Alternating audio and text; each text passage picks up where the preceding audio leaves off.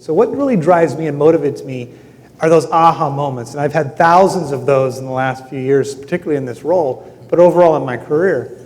And that aha moment when somebody's eyes just light up and they have a purpose and they have the opportunity to make a difference in innovation. How much you charge is less relevant compared to how you charge. And we talk about an example from Michelin tires, where they actually built a tire that lasted 20% more in the market. And it doesn't get more commodity than tires when you talk about monetization. If they go and ask for 20% more for their tires, there's no chance they would get it. If I was to describe the successes that I've had, it's been working with an existing inherited pricing plan, number of customers who are already in motion. And when I can make a transition from what I inherited to something that actually gives me higher LTV, however I want to define kind of the revenue side, with increasing unit growth. Because a culture that's not focused on innovating and improving for the benefit of the customer. What made the airline industry look intelligently brilliant when it came to pricing,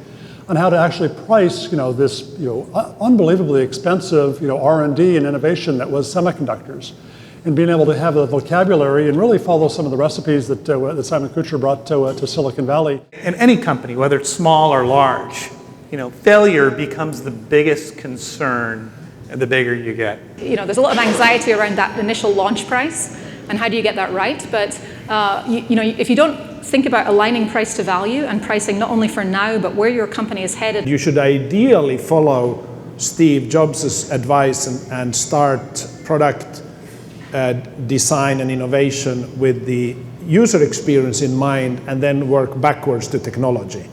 So the challenge we had was hiring Simon-Kucher and asking them to come in and put together an entire model on how can we put together our value chain for the multiple markets and how we could overlay some upselling. So we came up with some tiered pricing. And I tell you what, to this day, it's still working. And so this book, when you think about innovation and monetizing, it sounds so simple. I think this is the type of book that, you walk down the street or you hear from a colleague, this is something you'd read. It would be, because it's something that would be lasting. On the one hand, with Porsche, to put it very succinctly, they designed the product around the price or what customers needed, valued, and were willing to pay. On the other hand, it was more about building a product, thinking that you know what the customer needs, slapping on a price when it's ready to launch, and then hope for the best. Failing has almost become an accepted philosophy. What we wish to change is that it doesn't have to be that way.